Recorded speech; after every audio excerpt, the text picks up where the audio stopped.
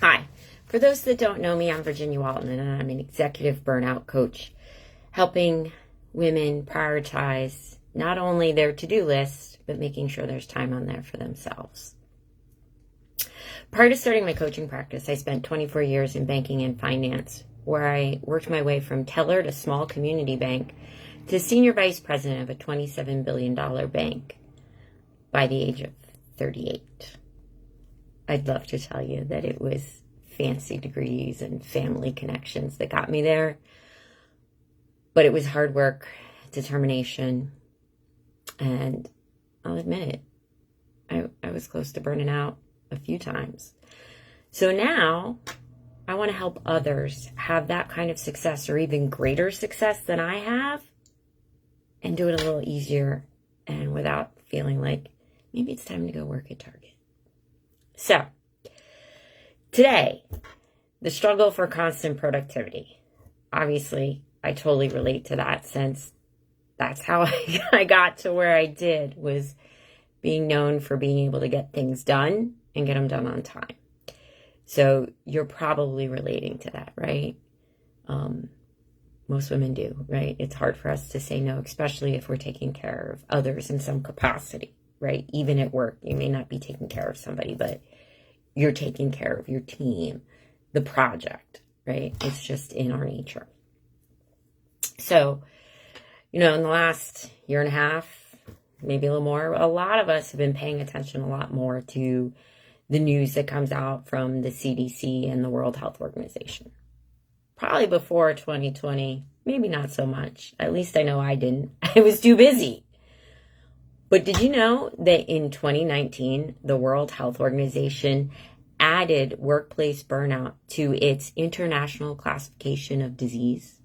Now, it's not, they don't call it a medical condition, but it's a workplace phenomenon. So interesting that probably most of us missed that, right? We're too busy. But if there's anything we've learned in the last 2 years, it should be that, hey, when you're not feeling well, stay home, rest. Not only for your own sake, but for those around you, right? It doesn't just apply to the current strand of the coronavirus. It should apply to anything, right? And what did I say? They added this to the International Classification of Diseases, workplace burnout. So if you're thinking, that's not contagious, in a way it kind of is. Now, no, I'm not speaking as a medical profession. I don't even play a doctor on TV. But you're setting an example, right? If you're constantly working and putting in ridiculously long hours, working through lunch, not taking a break, not going for a walk outside, living in meetings and thinking it's acceptable to be in meetings from 9 a.m. to 5 p.m. when you still have stuff and tasks you need to do. You're setting that example for your team. I know I'm guilty of when I had a team in a corporate environment. I would often tell them, don't do what I do. Do not follow my example. So I knew it wasn't right. And I was encouraging them not to do it, but I wasn't practicing what I preach. So if you're doing that, which speaks louder, actions or words? It's our actions, right? So you are spreading it around by living it, by being it, by responding to emails at 8, 9, 10 o'clock at night, by sending emails as soon as you wake up at 6:30 in the morning or 7 in the morning, whatever. Your team, your colleagues are thinking that that's what's appropriate. And if that's the environment where you work, I get it, been there, you're encouraging it, right? You're encouraging the spread of that. So listen, I admit, I totally relate. I struggled to take downtime. I'm one of those people who's like, there's stuff to do. We got to get it done. There's nothing more satisfying than taking that Sharpie to the something on my to-do list or a couple things. It's great. I love it.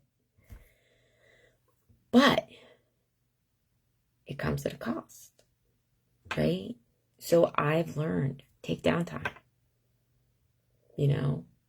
I don't jump out of bed when the alarm goes off. Like, all right, there's much to do. There's much to do.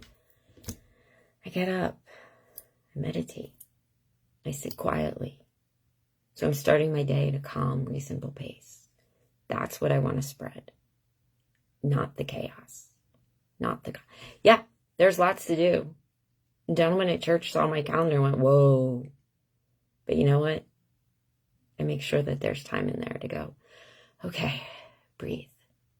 Are you? Right? We're returning to the offices. Are we returning to the chaos? So there was an article recently in Real Simple magazine that talked about the toxic productivity. Let that sit in. Toxic productivity. Person always needs to be productive. And I was like, oh, let me read that. Well, as I read the article, it hit hard. A little too close to home. Brought back memories of early in my career. I worked in a call center. And my manager communicated everything we needed to know to be able to answer all of their incoming calls via email. We would actually get periodic quizzes as part of our review process. That basically was her way of checking that you read and kept the emails she sent. Not a problem. I got used to it. I did fine. I excelled. Till one day, something happened to my email. Gone. All gone. I couldn't function. I don't mean I just couldn't function in my role. I could not function. It sent me to a bad place. I literally shut down. Driving to work, I had to turn my car around and go home and go to bed. I was completely non-functioning. Because I lost my email. And I'm sure some of you can be like, holy crap. No email? Like everything you had was gone? Yeah. That technology glitch impacted me personally. It sent me into a really bad mental state. The same was true a few years ago. Here I am, peak of my career, I think. I'm killing myself to meet the ridiculous expectations my boss had.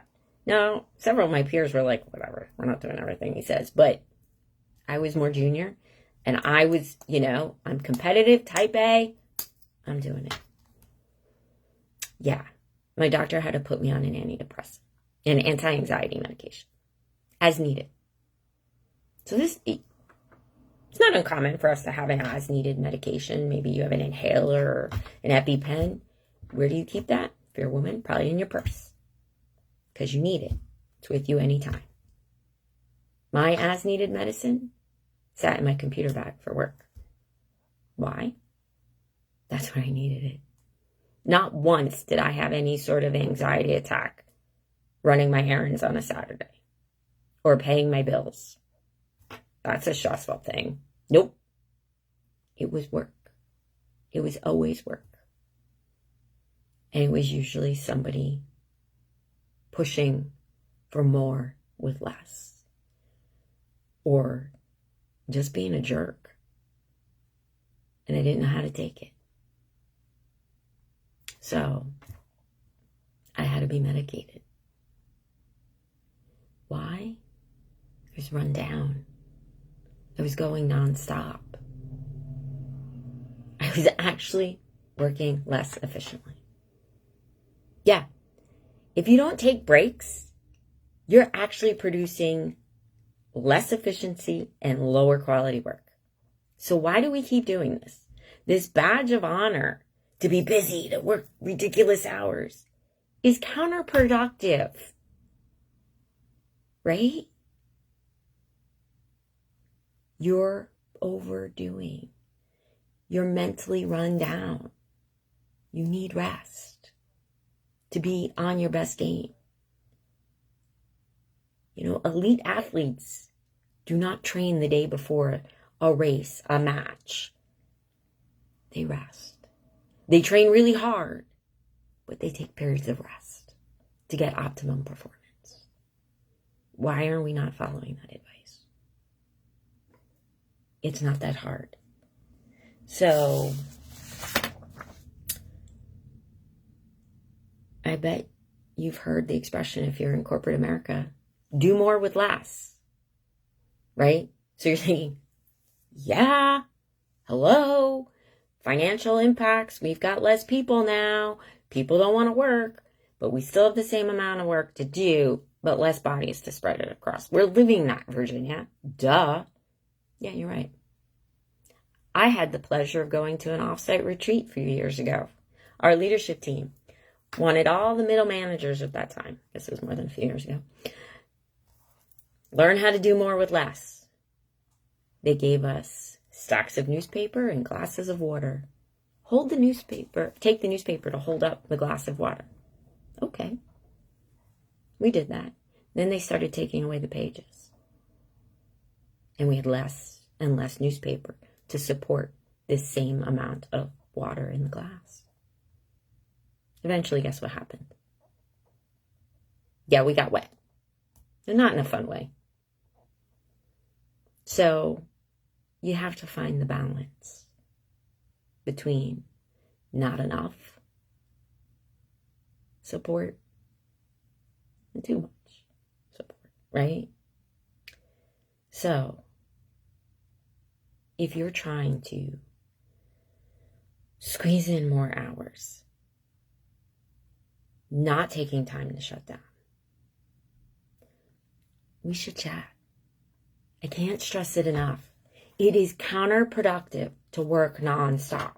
You actually are working harder and less efficiently.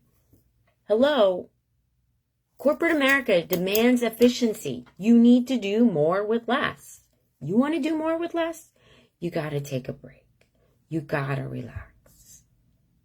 If you're feeling depleted, exhausted, mental distress, those are the signs of workplace burnout. Here's the best one. Are you ready? Reduce professional efficiency. Let me say that again. Reduce professional efficiency. Yeah, you're not doing more with less. You're just doing less. You're setting yourself up for failure. Yeah. You're killing yourself. Trying to do it all. And you're not going to get ahead. Because at the end of the day, you're less efficient.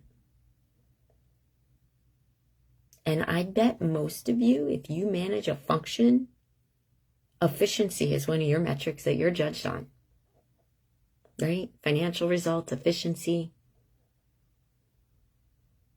So, find how to be more productive and more efficient. Take a break. You'll focus more. Trust me, I've been there. I've done it. I used to struggle to get through a day's email. I took 6 days off and went on a wellness retreat. I completely disconnected. And the day I got back, I had 300 emails. I got through more than 2/3 of them in one day. Now, I'm not saying you need to go to some wellness resort and disconnect for a week. You can find what to do right in your daily routines. That's the way to be as efficient as possible and to avoid burning out. So, again, if anything we've learned in 2020 and 2021 is when you need rest, when you're not well, exhausted, fatigued, stay home.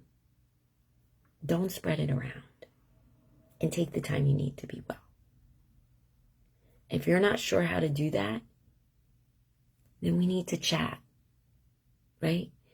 If you're still trying to squeeze in 12 hours worth of work into 8 hours and you're not getting any sleep, you're not feeling your best A game, we need to chat. So let's do that. Drop me a comment on Facebook, LinkedIn, on YouTube.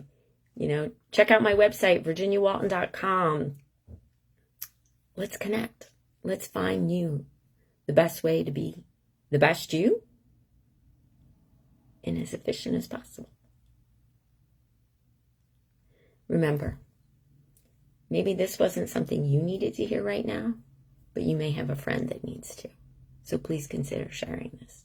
You might be doing more for a friend than you thought. With that, be well.